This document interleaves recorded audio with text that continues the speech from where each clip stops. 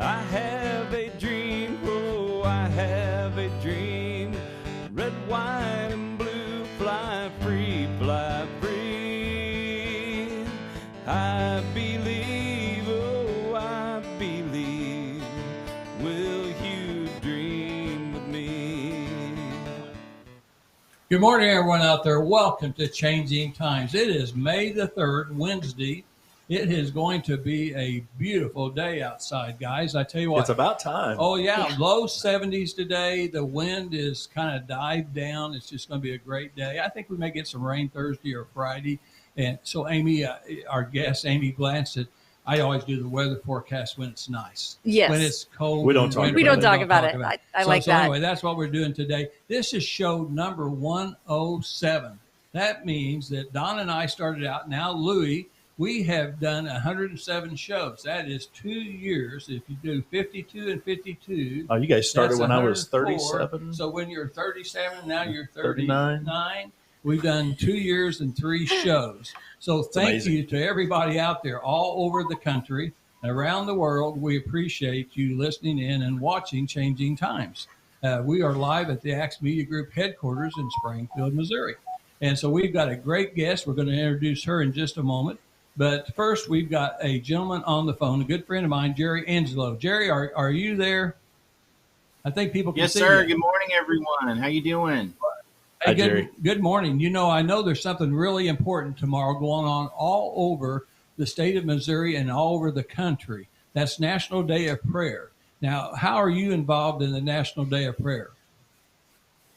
Well, as you said, the National Day of Prayer is a national event. But it's also carried to all the states and to many local communities in each state. And my responsibility, my wife and I, we're part of the local committee up in Jefferson City, and we're going to be holding the event up there with the Missouri General Assembly, and we're going to be celebrating National Day of Prayer tomorrow at noon right there in the Missouri State Capitol. And Lynn, we have a great keynote speaker and guest that's coming, along with all the other things that we're doing. It's Bill Federer. He is an amazing man. He's so intelligent, and he's a great historian. And I'm just very thankful that we were able to get him as our keynote speaker, along with all of the focused prayer that we're going to be doing as far as marriage and family, over the faith community and our government and our leaders. So it should be a really great time of focused prayer and also learning under Bill. Well, I tell you what, you picked an awesome gentleman to do that. We know he's a strong Christian. We know he's a historian. I've got several of his books, and also I've listened to him. I've been able to listen personally at several meetings that he talks with, and you know, he is such a smart historian. He can talk for hours at a time and never refer to any notes. He has dates about all these historical events around the country and world and never look at a note. That is amazing. Good retention. I have to look to see if Changing Times. I'm looking to see all the time. Where am I today? Yeah, Louie and I, we have to. He's like that great uncle, you know, that's just so smart, and you can just sit and sit in the living room in your easy chair and just listen to him for hours talk about so much truth of what's going on. It'll be a privilege for people to get to hear him. But, you know, I always think about that at Ozark tomorrow, and everyone in Southwest Missouri, if you're close to Ozark tomorrow at 6:30 at the OC, we're going to have National Day of Prayer. It's going on everywhere. It's 6:30 a.m. 6:30 a.m. Oh my goodness! Free breakfast from Sands Restaurant, Sands Cafe in Ozark. Just a great home cooking breakfast. It's going to be great, and Jan and I'll be there, and lots of our friends and stuff like that. It's going to start the day off right. That'll be great. It's too bad that we don't have. I mean, it's great that we do National Day of Prayer, but it's too bad that we don't have National Day of Prayer every day, and that would even be better. But honestly, I'm really glad that it seems like to me it's getting more attention and more people are doing it all the time now. Is that true or not? Well, you know, I'm really encouraged at all of the National Day of Prayer celebrations across the state of Missouri. But you hit the nail on the head there, Lynn. You know, just because this is a culminating event one day annually that our light shines probably the brightest in communication to the Lord. We need to get into the habit of a daily prayer with the Lord, and that's just a relationship. That is the method of relationship with the Lord. And just think, if we only talk to our spouse one day a year, or our kids one day a year, or our friend, like, what kind of relationship would we have if we only did this grandiose day? I mean, that'd be a great day for sure.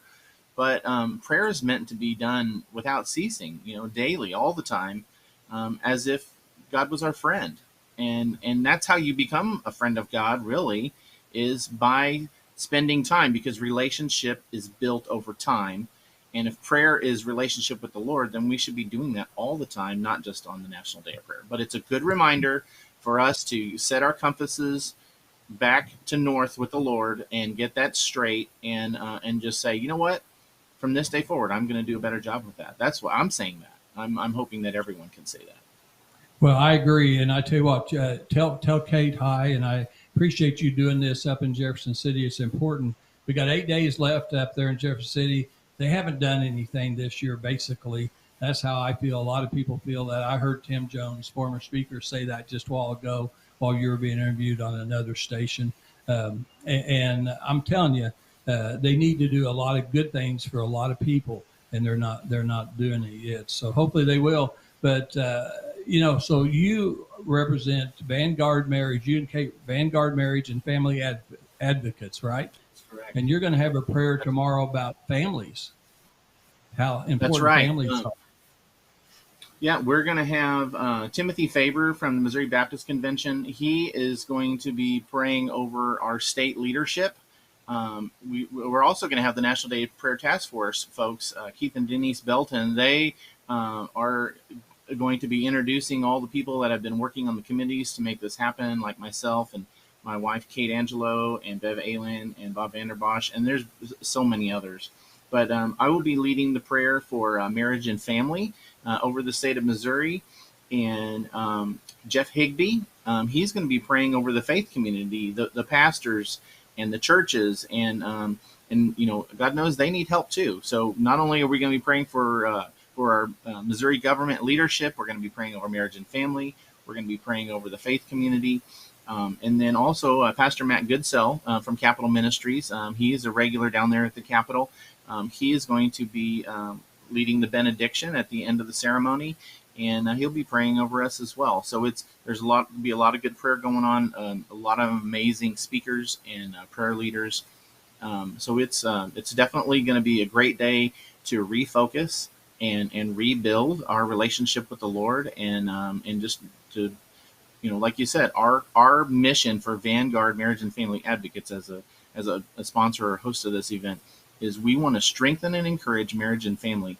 And one way to do that is to strengthen the relationship with the Lord first, because after that, all the other relationships are going to benefit from that situation. Prayer is so powerful whenever it comes to family. And of course, Amy's going to be talking about some of the housing and teaching people how to take care of something, and teaching people how to pray is something too. Not everybody knows how, but I know if I didn't have a mother that prayed over me constantly, and she still does, because I think I've gotten 12 lives out of this one go at it. But, 35 years ago, I tried to commit suicide down in Busick State Park.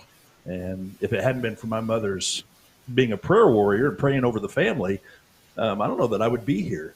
But it's so important for people to pray over their children, just that hedge of protection. And what you're doing and teaching people and encouraging them to do that is fantastic.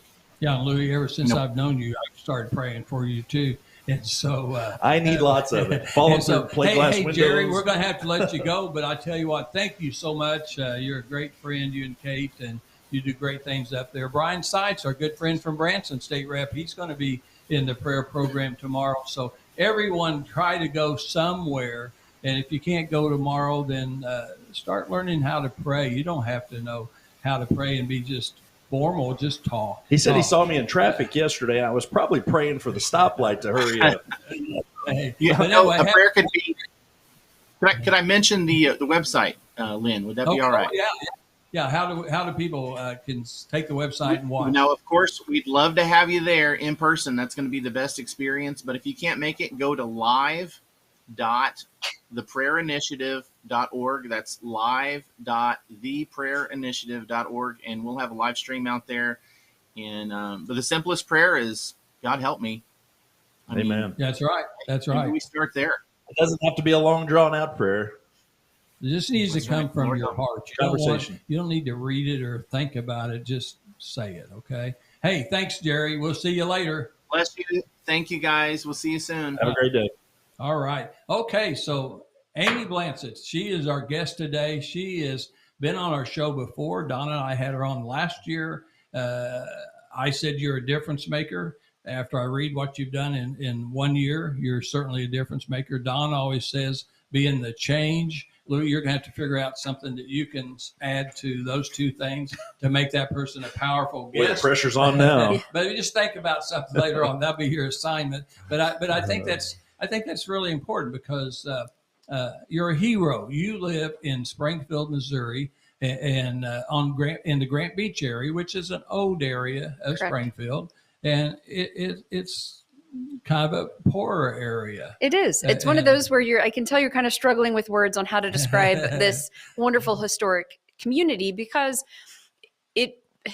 historically it was Broadway. It was, I mean, the trees in there are mature, they're beautiful old homes, but there's been a lot of neglect. You know, the hospital got built south, the mall got built, and we had this migration, and we kind of lost touch of what that history was and focus there. So there is 40% of the population does struggle. They live paycheck to paycheck. We have a lot of rental properties, which means there's a lot of turnover, that mobility, kids are turning over in the school rapidly, and it doesn't build stability in that neighborhood and overall for Springfield.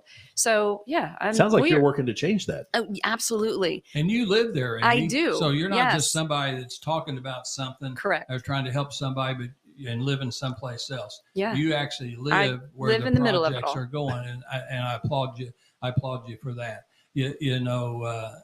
That's just awesome. So one of the things, I was kind of looking at notes, and you sent us some notes. One of the first things you said was that you're involved in an organization called RISE, R-I-S-E. Correct. And I said, well, what is that? Because I know Drew Lewis Foundation, you're the CEO, and that was you and your husband started that 10 years ago. Yes. We want to talk about an event that's coming up. Absolutely. And then you've got the Blue House Project. Yes. And that's really cool.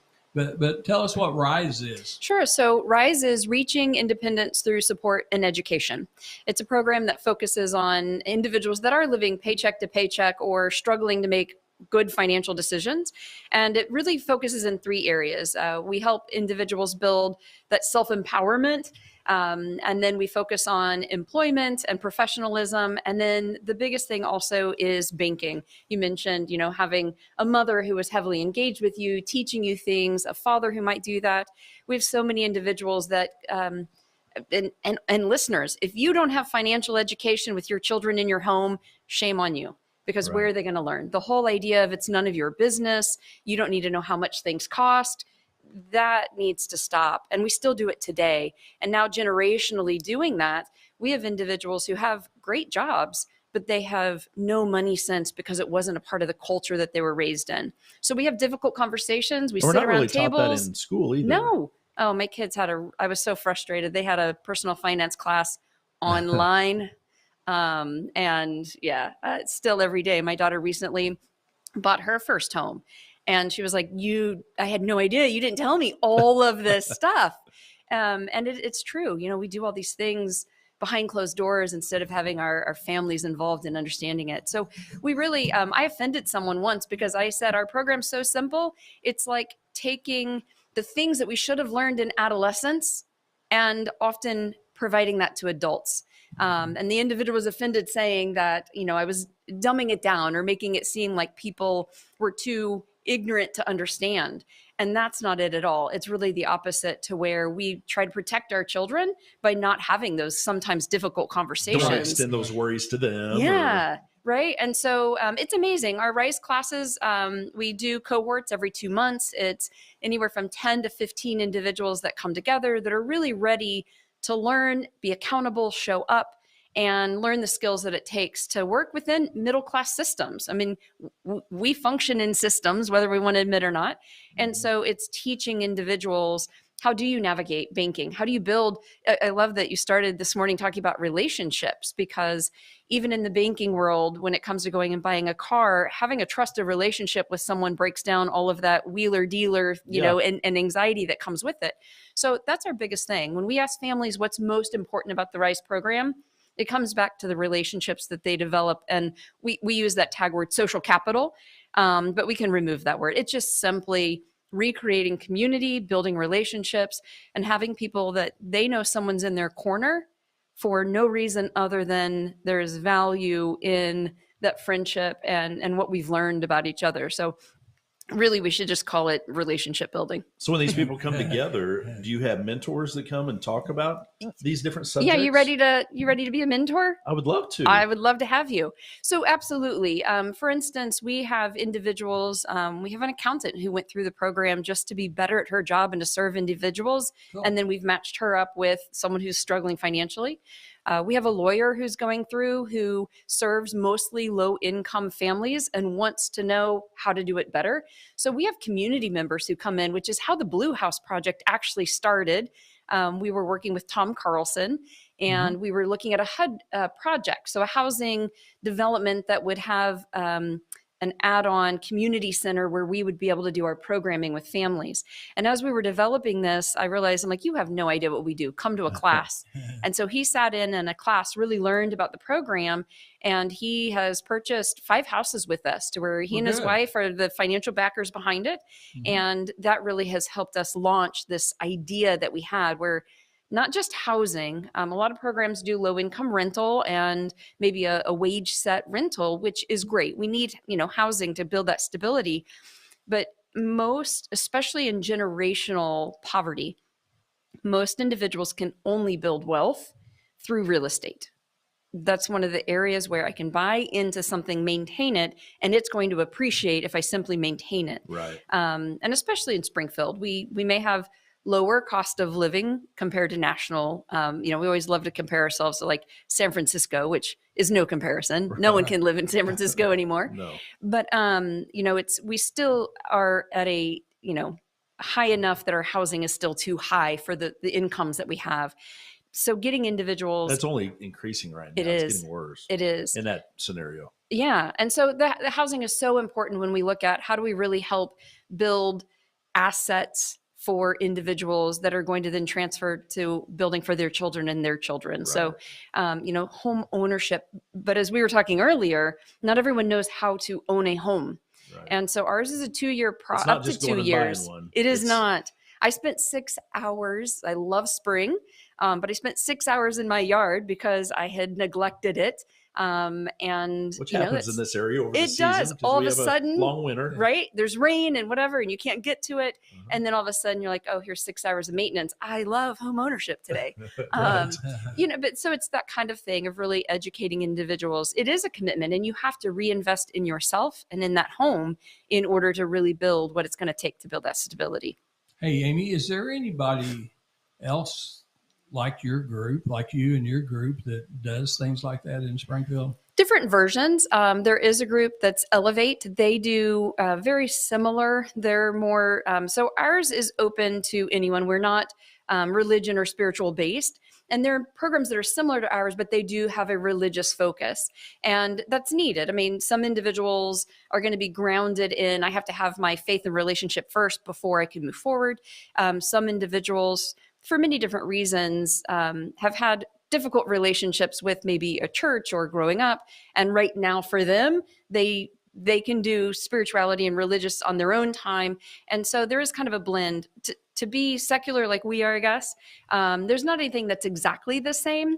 We're kind of the reverse of Habitat. We're following a model that came out of Memphis, to where instead of doing some training ahead, owning the home, and now you own it and it's your responsibility, we do the reverse, because there's no way to know how difficult it is to truly own a home until it's your responsibility. So, right, we put them in the home and we do monthly checks. So we go in, we have a checklist that the three of us probably do automatically. Check your filters. Correct. Yeah. Is the gutter looking okay? Correct. The downspout splash Is my blocks? oak tree filling the gutters? Right. And so it's a checklist that if you just automatically don't do it, you need it written down. So we go through that with them. Here's the things that you should be looking at automatically and then intentionally. Become part of your routine every day or Correct. every week. Right. So we kind of do the reverse of habitat. So we're teaching home ownership and all of those components. And then we also connect them with bankers. We help repair credit score, that sort, so that they can then purchase the home. We do one last thing, and we try to give the families $5,000 to $10,000 of equity when they purchase the home. So we raise funds. We do, those sorts. We get donations for HVAC, roofing to cut costs on the renovation, and then we pass that cut costs to the family. The commitment is, though, we want them to commit to living in the neighborhood for 5 years. So we put. So they can't sell the house. Correct. Before that time. Correct. Because if we're selling the house $10,000 below market, they could put it on the market and walk off with that $10,000. And our intention is home ownership. So it's a small amount, but we've changed the home ownership in Grant Beach by 1%.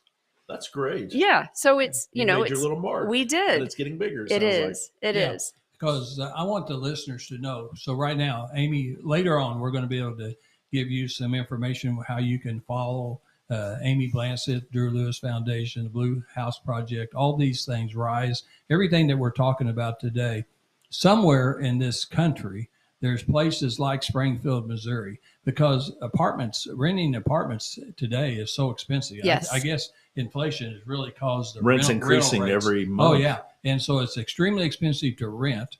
It's even worse trying to buy a house because you don't have a down payment. Correct. And so that's a bigger number. And obviously, when you own a house, you've got insurance, you've got taxes, you've got all kinds of things. And so people don't really, a lot of people can't do this. Thank goodness you're helping people get into those homes. So I want you to make sure to have your pencil and paper, because we're going to be giving information out how you can contact Amy Blansit, and she's going to give you information and tell you how to, absolutely, to do the same thing. You guys could do something similar somewhere in this country and help people and families just like you are. Yes. I think it's time to take a break. We're going to be right back, though. We've got to do our sponsors. Is there any chance we could do this for about 2 hours today? Oh, yeah. Because I've got a lot of questions. This is a 2-hour show. This is surely for 2-hour show. But we've got 3 great sponsors. I want to go over those right now. The first sponsor is Brad Pistow. He is a certified fiduciary financial planner right in Ozark, Missouri.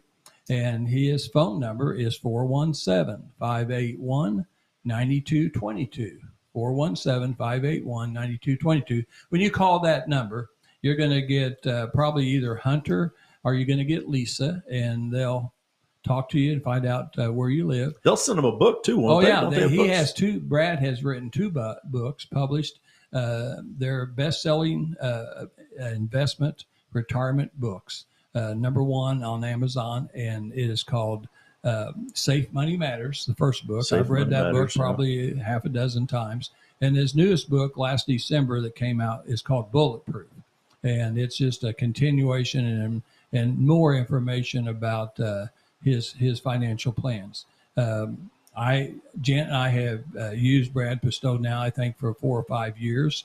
And as I've told people every week, we've never lost a penny. Not ever? One penny. No, not even a nickel? When the stock market is certainly still down, we have not lost any money whatsoever. We may not be making as much, but if you can make 4, 5, 6, 8% during down times, and you're not losing $1 of your investments, then you're doing pretty good. I've heard great things from a lot of people about him. And actually, when I was talking one time, Don Blackard, our other host, she and her family uses, I didn't even know that. We have so many people using Brad Pistow. It's just amazing. So I would call him and talk to him about his plans. And as I tell people, it's never too early to be thinking about retirement. And it doesn't matter where in the world they are in no. the country. You can call his number. Yeah, he'll help you. Work and with him. He's licensed in 3 states, but he has friends all over the country. He's a contributor to USA Today. I was actually in Florida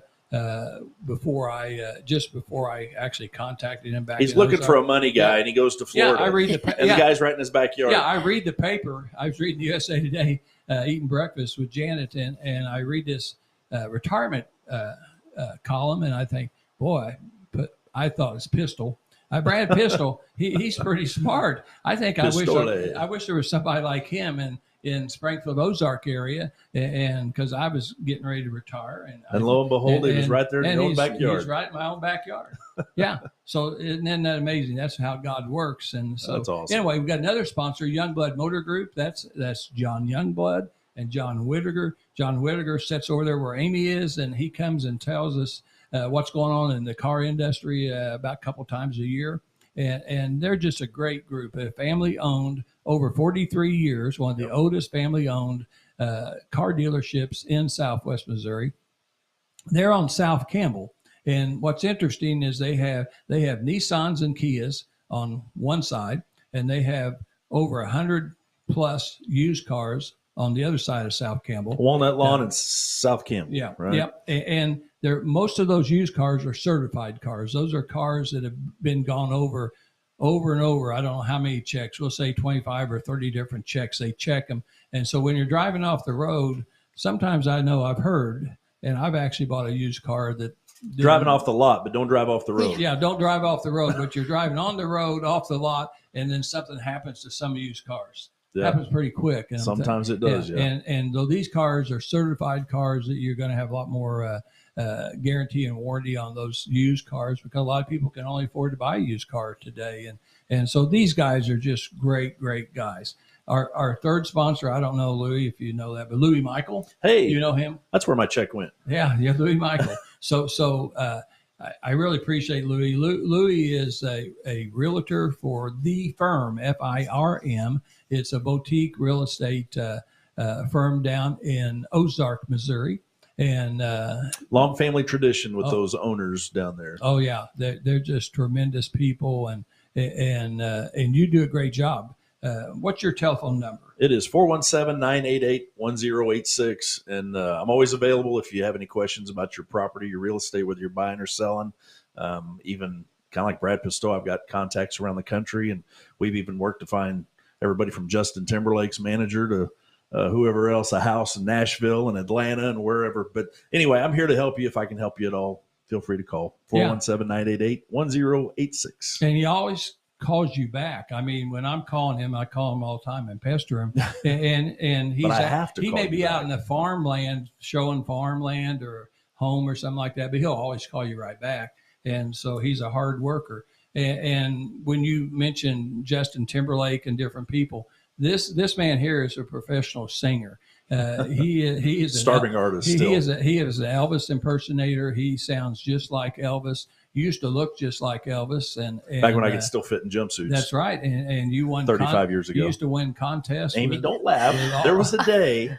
She's I'm going, not there laughing was no directly way. about you, just men in shiny jumpsuits in general. Yeah. Well, I had to make a living. But that's how he found his beautiful wife, Patty. I'm telling you what, she's a gorgeous lady and a nurse, very important person. And I tell you, she fell in love with you while you were performing. I don't know if it was me or Elvis, but by the time I got her down here, she didn't have a choice. So she moved from Chicago. So it was like, you're stuck here now. Sorry. But that was 33 years ago. But that's good. And one last thing about Louis, then we got to get on to our show. Yes. But what's really cool, one day Amy, we were talking and doing the show, and I got this idea.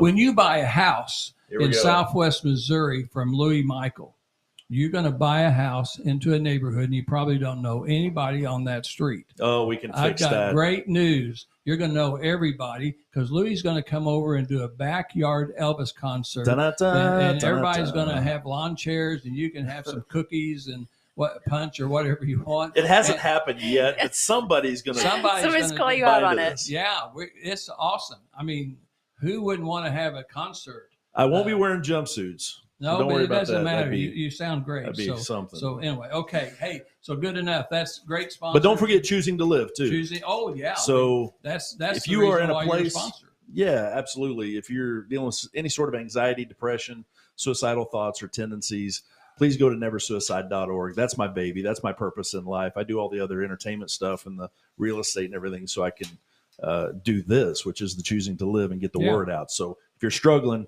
go to neversuicide.org or call me at 417-988-1086. I'm always here to help. So Very anyway, good. back to Amy. I'm proud of you. So, Amy, Blue House Project. Yes. What's that? So it's not original as far as the name goes. It was a blue house that was across the street from the Fairbanks. When I'd first purchased the Fairbanks, most of the houses around it, there was one that was well maintained. A young family had just moved in. They'd just brought their baby home from the hospital, and it was the neighborhood they could afford. And so when I think about where it was and where it is now, my intention was the houses around it need some help. The tenants need help. And there was a blue house that was for sale. And the owner was not selling it to just anyone because his daughters had gone through school living in that house. They had put their love, sweat, and tears in that house. A lot of sentimental Yes, connection. Yeah, and they didn't want to see it become the next house on the blocks that was going to be, and some people don't like this term, but we have slumlord in Springfield. There is definitely a dual relationship there where we have tenants who destroy properties and we have slumlords who don't maintain them. Right. And that combination, is destroying some of our most historic houses, the safety and the feel of a community as well. So it really was this idea of the broken window policy. If we could just start with one. We also were starting our RISE program and learning that so many of our families couldn't afford quality housing. And so it kind of just became these two where Tom Carlson believed in the idea and said, I'll help fund this idea. Let's start with one and see if it'll work. So the Blue House Project evolved from a small little 2-bedroom, 1-bath bungalow now into, well, we technically bought a piece of property that'll allow us to go from what is now 22 lots total, if you consider houses and lots. But on this, we're going to be working with the city in order to create a new style of housing that's coming out in our code that allows for higher density housing so that we can put more planned houses on a lot, decrease the cost of the house, and start working on some of our issues where not everyone wants to maintain a 1/4 acre lot.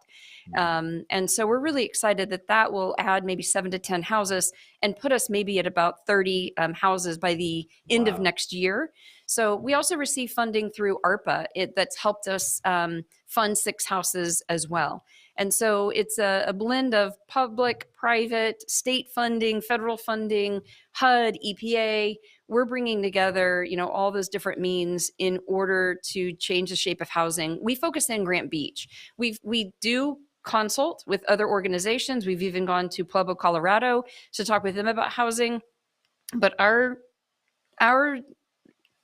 we know that if we can change 20 houses in one neighborhood, that is a greater effect than if we change 20 houses spread throughout Springfield. Well, that is significant, Amy. So 10 years ago, how many houses had you guys? 0 10 years ago. So that's what I thought. Yeah. I this has all happened really. And we purchased our first house about 6 years ago. And then the second one, maybe 5 years ago. And the third one. So when we talk about having our, 23rd property, most of that has occurred within the last 2 to 3 years that we've really been able to get the information out there, get amazing funding from some private family donations have come in that have they've adopted an entire house and allowed for us to add, a full house to gift to. We have a generous area. We do. Southwest Missouri is a generous area. It really is. I'm proud for a lot of different reasons, but I'm always proud that when somebody needs something, Southwest Missouri people, they come to the table. The sense of community is so strong here. And so that's good.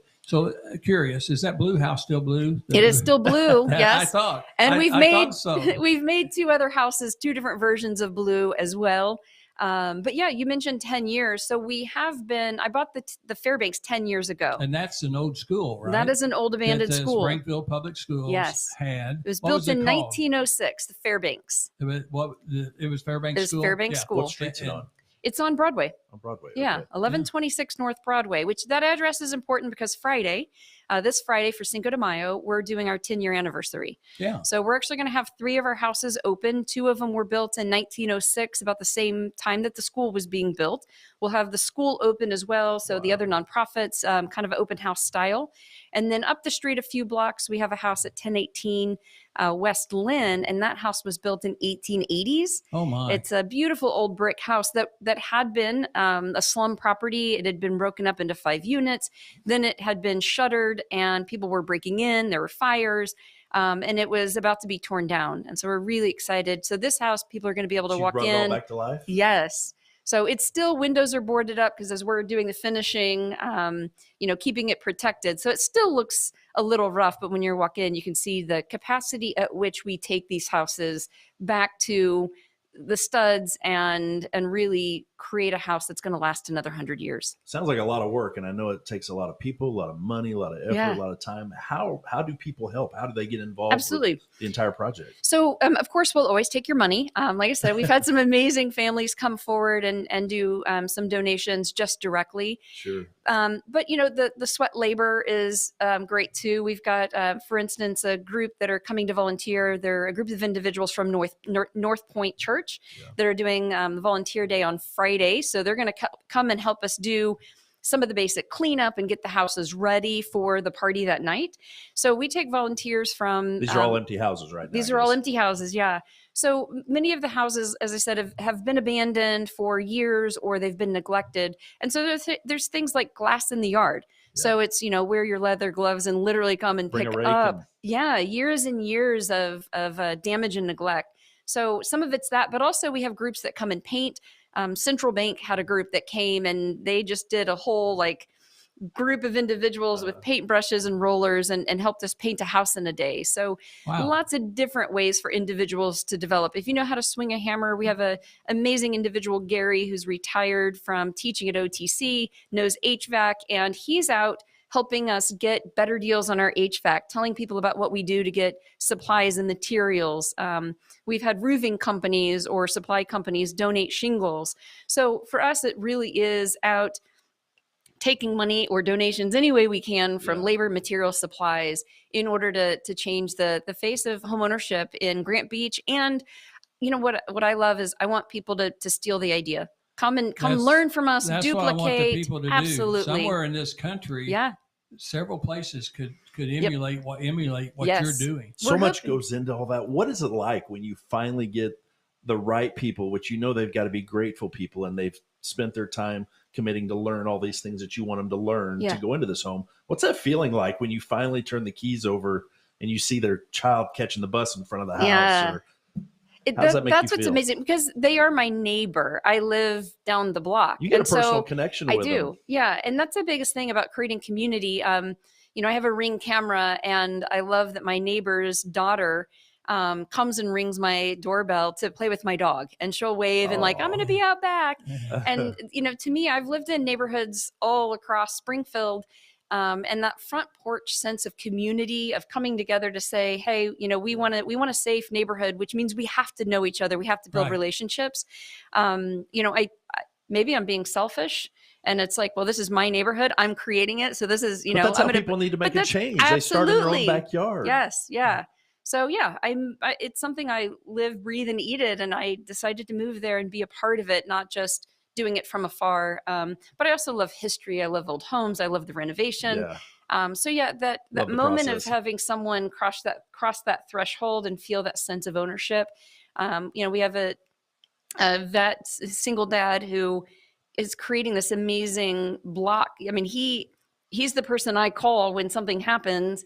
And I, take his daughter to go get her haircut. And so it just really is this amazing sense of community that I wanted and that I'm helping create for others. So it feels very good selfishly, to you. It's amazing and it fills my soul. It's awesome. It's what my staff are even moving into the neighborhood. One of our board members bought a house and has moved into the neighborhood. So the sense of literally creating community We're doing it physically with the houses that we're changing, but more importantly, the relationships that we're building in that neighborhood. So Amazing. Amy, how do they reach you? Yeah, so best way is drewlewis.org. We have information on there. They can learn about our RISE program, the Blue House Project. No, the Blue House Project, we don't put a lot on the website because it isn't just for anyone. It's for members who have gone through our program. So first, you've got to commit to 4 to 6 months of classes, engagement, finance, developing relationships. What's that look like? Is it once a week? It's once a week. So we start with community dinner. So from 5:15 to 6 o'clock, anyone in Springfield can come get a hot meal at the Fairbanks in our gym. And then we break into classes. So we have a curriculum that is for the adults, and then we have a matching curriculum that's for the kids that come as well. So if the adults are learning about money management, the kids are doing some curriculum that goes along with it as well. That's great. Yeah, banks donate little piggy banks, and I'll put $5 in the banks, and then the kids have to come and tell the story of what are they saving for, and they create their own little vision of what they'll do with the $5. I love it. So it's stuff like that. So yeah, we have a weekly class that individuals come to, and then there's weekly accountability. So every week there's an action step. What are you going to do? And you choose the action step. So sometimes it's simply calling to get information, or pulling your head out of the sand and digging into that debt that you have just kind of ignored for a bit. Maybe going back to school, making that phone call to OTC, Drury, MSU. So yeah, some people need those reminders to absolutely stay up on something. Some of the biggest. Is there a phone number that they can call you? There is. Yeah, 417-200-2223.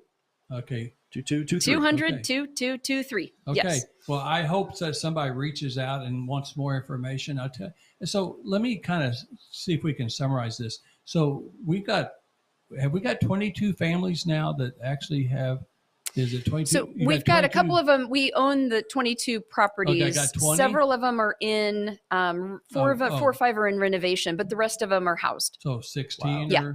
So you got at least 16 families that had no home. I mean, they were renting. They were renters. Renting. They didn't own a home. Yeah. And now that's substantial. Yeah. That you've got 16 families now that actually own a home. Changes lives. And you're renting them first for 2 years. They have to rent them. And during that time, you're monitoring them, working with them every month.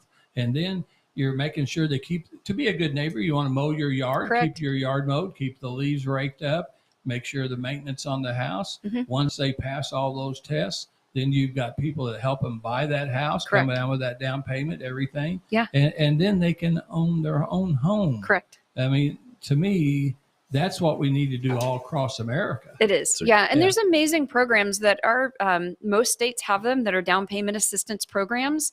Most cities have them as well, to where you might have to commit to 5 years of living in the house. And if you live in the house and maintain it, then that is a grant. If you sell it, then you're going to pay it back. So it starts as a loan and can move to a grant.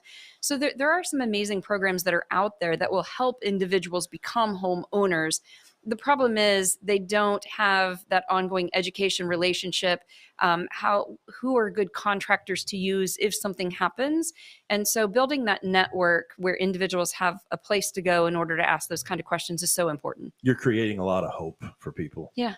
They can't otherwise do it themselves. Yeah. Which is incredible. When you don't know the steps to do it, you don't know where to start. And so just that one step of okay, someone's going to show me it, hope is the right word, that it really is of, I can see that there is that possibility, and it can be mine. The mental health aspect and stuff. And if you don't have a home somewhere that is safe, that you can go to, that is your safe place, just crawling in that bed under the same window, knowing that's yours, makes the mental, the whole feeling whole different. I mean, for people, it gives them security. Absolutely. Well, I tell you what, so you see why I said when we first started out the show that Amy is truly a difference maker. You're a difference maker. You're being the change. Louis is going to come up with another phrase the next time you're here. Hey, I'm always saying live big. Live big. I encourage people to live big. And you got to take risks. You got to jump out and do Live- these things like this. I mean, a lot of people are probably scared to commit to coming to these classes and stuff, but you can do it. It's totally doable. When we hold everyone really high, that's our thing, is when so many people have had the individuals who pretended to be in their corner, kept them very small in order to keep them as they were, or to, it's unfortunate. it's a bad power that people want over others by Right. keeping them small. So our biggest thing is really seeing people as they are, letting them see how amazing and important they are, so that they can feel that I have people in my corner who care about me for no other reason than They have my back. Yes. They- That's what changes. That's what allows people to take a risk. You can't feel comfortable taking a risk if you don't have a place to fall, where even if you've learned in the process, you still feel like it's failure, and you need that group of people who are going to say, hey, try again. Here's maybe something you missed. Here's the next. It was a learning opportunity, not a failure. Right. When your whole life has simply been you're a failure, you're going to fail, then you're never going to take that risky step. So yeah, we help Amy, build that. One last thing, I think we're running out of time, but how many volunteers and how many staff members do you have at the Fairbanks? So we have about 15 staff members. I say about because some of them are part-time. And then for volunteers, so every Thursday we generally have 10 to 15 volunteers, and then we generally have groups of individuals that come like 20, 30 at a time. Mm-hmm. So in a year we generally have as much as 1,000, 1,500 volunteers. So we're always needing more, though. A lot of them are a one-time volunteer, or we work with Missouri State, Evangel Drury to get student volunteers. So they come for a semester, they come for a class, and then they don't return.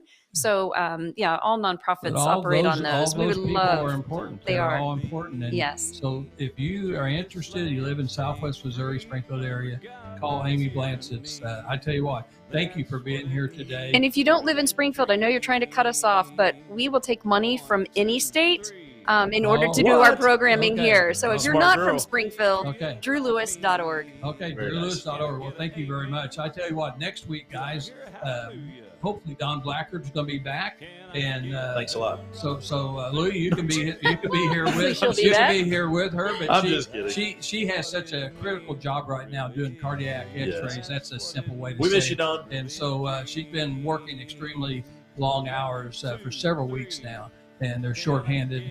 And but I think she'll be back next week, and I'll be gone. Have a great day and a great weekend. Thank you. Choose to live.